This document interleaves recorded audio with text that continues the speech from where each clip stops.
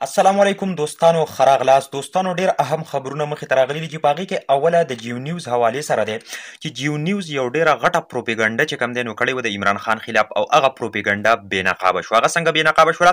دویم زموږ سره سپریم کورټ ځان ته یو وور کرلی دی که چیرې سپریم کورټ په وخت باندې قدم اوچت نکو او د دې خلاف اکشن وانغستو نو سپریم کورټ په دغه وور کې چې کوم دی نو په خپله باندې وسوځي. او دریم نمبر د عمران خان حوالې سره سپریم کورټ ته یو ریپورټ جمع شوی دی چې په عمران خان باندې د حملې خدشه ده، حمله به پې څوک کوي د هغې په باره کې معلومات درکو. او په څلورم نمبر باندې د علي امین ګنډاپور حوالې سره چې د هغه ټول خاندان چې کوم دی او بیا خاص کر د هغه په علاقه کې خلکو چې کوم دی نو غټ غټ یاخته پریښي وو چې څنګه علي امین ګنډاپور یاخته وړوکې کړله نو د هغو ټول خاندان او ورسره په کلي کې خلکو هم یاخته چې کوم دی نو وړوکې کړه، په هغې باندې به خبره کوو. پنځم نمبر زموږ سره مولانا فضل الرحمن بقایا په خپله باندې بیان ورکوو چې زه ولې عمران خان ته مذاکراتو ته تیار نه یم، ولې زه د عمران خان سره مذاکرات نه کوم. او شپږم نمبر عمران خان ویل چې انتخابات چې کوم دی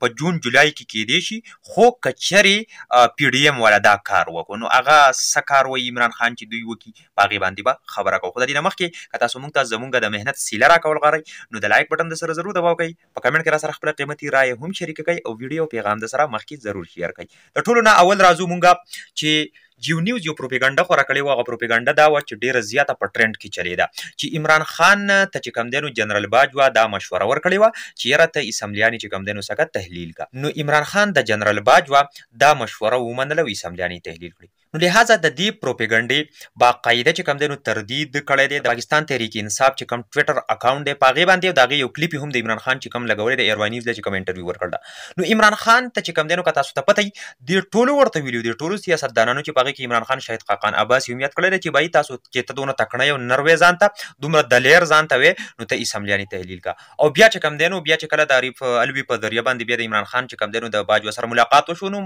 باجوه هم ووایي چې یاره چې بس ته دغه کول غواړې چې اسمبلیانې تحلیل کړه. نو دا چیلنج یوازې باجوه نه ورکړه، دا چیلنج خو که تاسو رایاد کوئ باقاعده هغه خپل تیر شوی وخت نو په هغې کې ټولو سیاسي لیډرانو دا چیلنج ورکو. او دا یې ولې ورکو؟ ځکه چې تاسو ته پته ده سیاسي لیډر یریږي، هغه وایي چې یاره زه اسمبلیانې داسې په هله اسانه باندې نشم تحلیل کولی، که چېرې تحلیل کړمه نو لحاظه بیا به زه څه کومه. نو عمران خان خو چونکې په دغه لیډرانو کې نه و، هغه وایي چې بایي هغه خو دا وویله چې تاسو ماله چیلنج راکوئ چې تحلیل یې کوئ نو بایي زه خو چیلنج اکسپټ کوم، زه خو چیلنج منم. نو باقاعده د دې ټولو هغه چیلنج هغه یو قسم له اکسپټ کو او اسمبلیانې تحلیل کړي. نو چې کله دا جواب مخې ته راغی نو د دې ټولو خولې چې کوم دی نو ټپې شوې. اوس راځو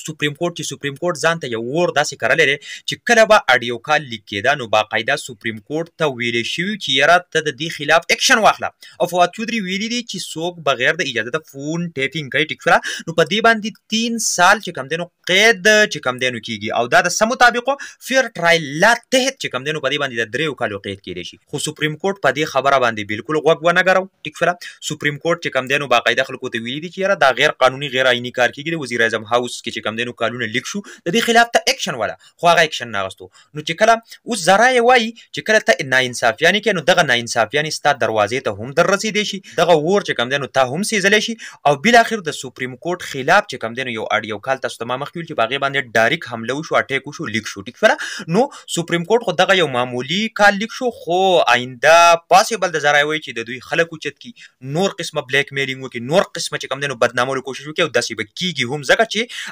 عدلیه انډر پرشر ده. نو د عدالت یو ډېر غټ امتحان شروع دی. ګورو چې عدالت په دې امتحان کې کامیابیږي او که نه کامیابیږي. عهدې اخیستل خو چې کوم دی نو اسان کار دی خو په هغې قایم او دایم او هغه فیصله باندې قایم او دایم چې کوم دی نو پاتې کېدل دا ډېر زیات ګران کار دی. نو دا به وخت ثابتوي چې آیا عدالت چې کوم دی نو په دې امتحان کې پاس کېږي او که نه پاس کېږي او دوی دغه اور ټول ځان ته په خپله باندې کړلی. اوس راځو چې سپریم کورټ ته یو ریپورټ جمع شوی دی د حکومت د سیټ چې په عمران خان باندې د حملې خدشه ده او دا حمله به پې څوک کوي؟ دا حمله به پې چې کوم دی نو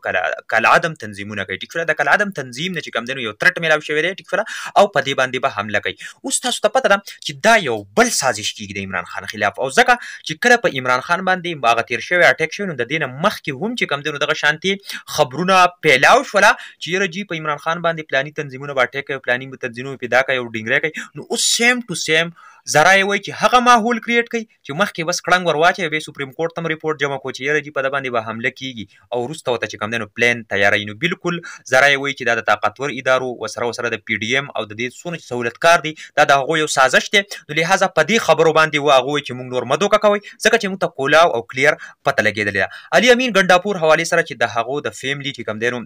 څومره خلک دی نور خلک هم او خلک دې ته وایي تیار نه دی چې علي امین ګنډاپور خو چې ما په خپله خوښه یا زه تنګ شوی وم بال مې دغه کلي خو خلک وایي چې علي امین ګنډاپور چې کوم دی نو دا څه کړی دی مجبوره کړی دی او دومره چې کوم دی نو په هغه دغه تشدد کړی دی چې هغه غریب دې حد له ور وستی چې هغه خپل یخته کټ کړي. نو د دې وجې نه ټول خلک چې کوم دی نو په دې باندې خفه دی ټول خلک چې کوم دی نو بالکل داسې دی چې غوسه دی او هر سړي چې کوم دی نو یخته کټ کړله د هغه په هغه مینه محبت کې. نو لهذا خلک دومره مجبورول نه پکار چې د دې نه نورې مسلې جوړې شي نورې ایشوز تی جوړ شي چې هغه ایشوز بیا مونږه سال کولای نشو. اوس مولانا فضل الرحمن تر چې مولانا فضل الرحمن چې کوم دی ویلي دي چې زه د مولانا فضل الرحمن بیان ورکړی دی چې زه د عمران خان سره مذاکرات ځکه نه کوم چې دا ملک عمران خان تباه کړی دی. نو چې کوم سړی ملک تباه کړی نو دغه سړي څخه زه انتخابات نه کوم. نو ذرایع وایي چې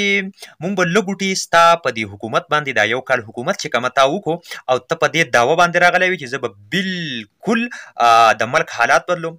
اکانومي به ښه کوم د دې سره سره ارزاني به راولم ګیس پېټرول ډیزل ای ټو زیډ چې څومره هم څیزونه دي دا به ارزانوم اوړه به ارزانوم د خوراک چې نور څونه څیزونه خو هغه که تاسو اوس وګورئ کلیر کټ د هغه په ډبل ډبل د هغې قیمتونه چلیږي. نو خلک ورته وایي چې ته دا یو کال رعایت کا تا دغه دعوه کړې وه هغه دعوې دې ټولې دروغ ثابتې شوې. نو لهذا